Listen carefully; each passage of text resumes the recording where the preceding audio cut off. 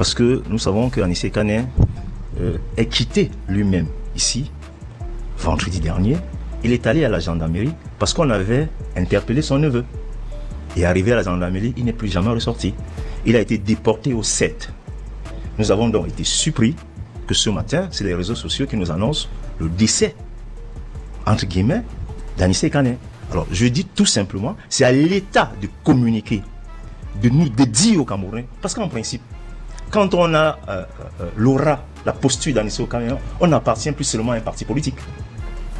On n'appartient plus seulement, on n'appartient plus seulement à sa famille, on appartient plus seulement à sa famille nucléaire. Alors, c'est à l'État qui l'a enlevé de communiquer par rapport à ça. Alors, nous disons tout simplement que ce qu'il faut dans ce pays pour amener la calmie, vous ne pouvez pas. Oui, justement, c'est jamais. Des jours, une espèce de tension. Hein.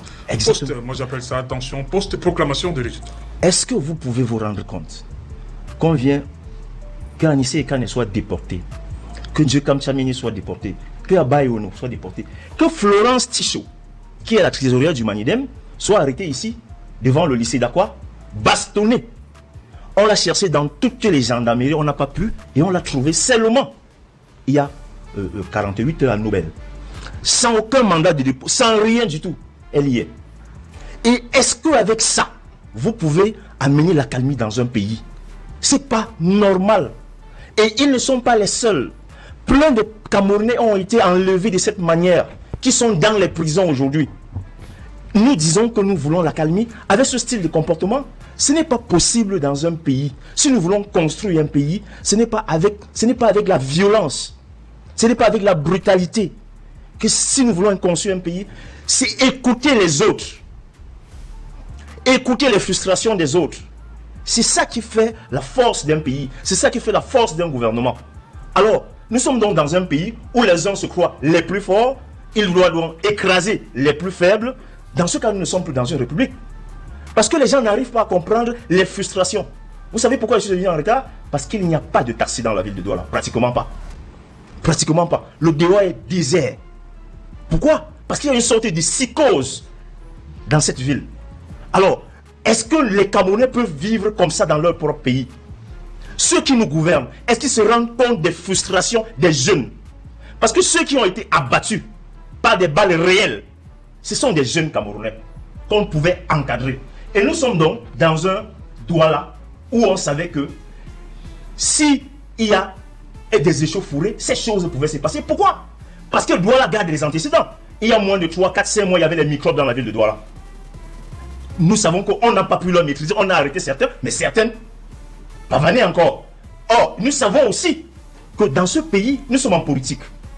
Rien ne prouve, je dis bien rien ne prouve que ceux qui ont cassé, c'était des marcheurs. Rien ne prouve. Ceux qui ont cassé les stations, pillées, ce que personne ne peut encourager, c'était des marcheurs. Parce que nous avons vu dans ces pays dans les années 90, où un délégué général de la sécurité nationale achetait les taxis et mettait des policiers en civil dans les taxis, conduisait les taxis dans les années 90.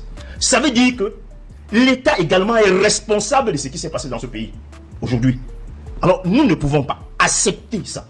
Le sang a trop coulé dans ce pays. Ces gens-là, en 1955, en mai 1955, le sang a coulé dans ce pays. Avant les indépendances, le sang a coulé dans ce pays. En 1971, le 15 janvier 1971, où on tuait le dernier nationaliste camerounais, Ernest Ouandji, le sang a coulé. En 1990, 91, 92, le sang a coulé. En 2008, le sang a coulé. Nous sommes en 2025, bon Dieu. Est-ce que c'est normal que ça se passe comme ça dans un pays avec les gens qui nous gouvernent, qui savent, qui ont vu les méthodes dans les autres pays? Comment on fait pour calmer une crise? Si le Cameroun s'embrase aujourd'hui, nous avons déjà la crise dans le Nozo. Nous avons la crise dans le Nozo. Que en 9 ans, on n'a pas pu trouver de solution. Aujourd'hui, en 1992, que disait le gouvernement? Ce sont les Anglo-Bami. C'était l'expression que les gens utilisaient. En 2018, c'était les Bamileke. Aujourd'hui, c'est les nordistes et les Bamileke. Ça veut dire que ces ethnies-là ne font pas partie du Cameroun. C'est un problème profond. À un certain moment donné, il faut que nous nous regardions dans la glace et nous disons, nous allons trop loin.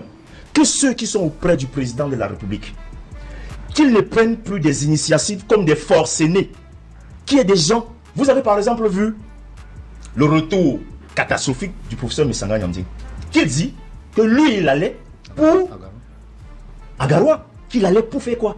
Pour négocier. On a besoin de la médiation. À un certain moment donné, si vous ne...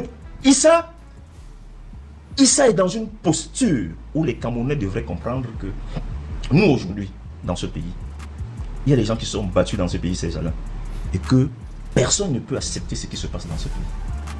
Il a pris l'exemple de Madame le maire, Denise Fampo. Est-elle la seule maire dans la région du littoral qui a perdu, où sa maison est allée en fumée? Et il a dit quelque chose de très pertinent. Il y a le feu dans la maison du RDPC. Et ce feu-là peut entraîner beaucoup de dégâts. Et ces dégâts-là, qu'est-ce qu'ils veulent? Ils vont imputer ça à l'opposition. Parce que c'est comme ça, c'est des bonnes guerres. Nous ne pouvons pas accepter ça dans un pays. Dans un pays où nous estimons que nous devons construire notre pays. Si les manifestations étaient encadrées, et tout le monde sait que les manifestations dans tous les pays démocratiques existent.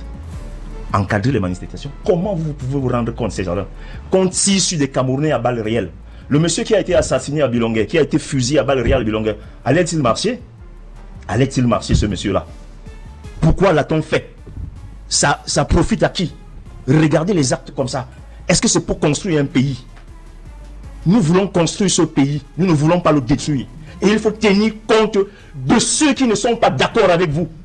Essayez de comprendre leurs aspirations. Qu'est-ce qu'ils veulent?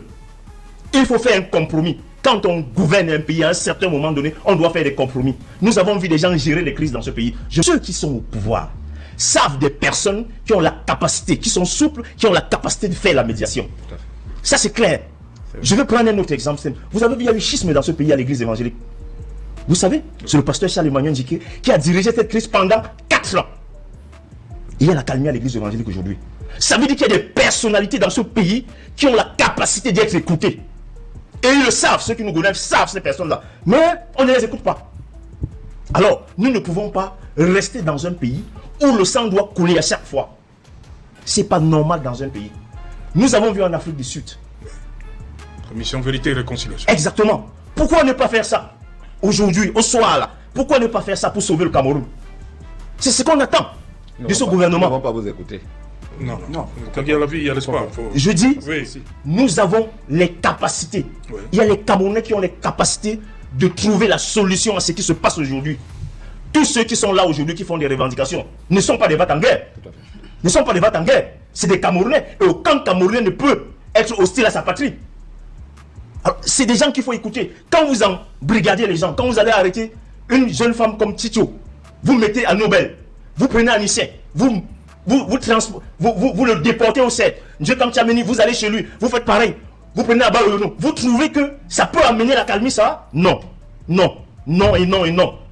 Si le patriarche Biya, je le dis parce que moi j'ai eu un père qui avait un certain âge, et je respecte l'âge des gens. Si le patriarche Biya sait qu'il a encore une certaine capacité de pouvoir unir les Camerounais, qu'il prenne des initiatives pour que le peuple camerounais retrouve la calme.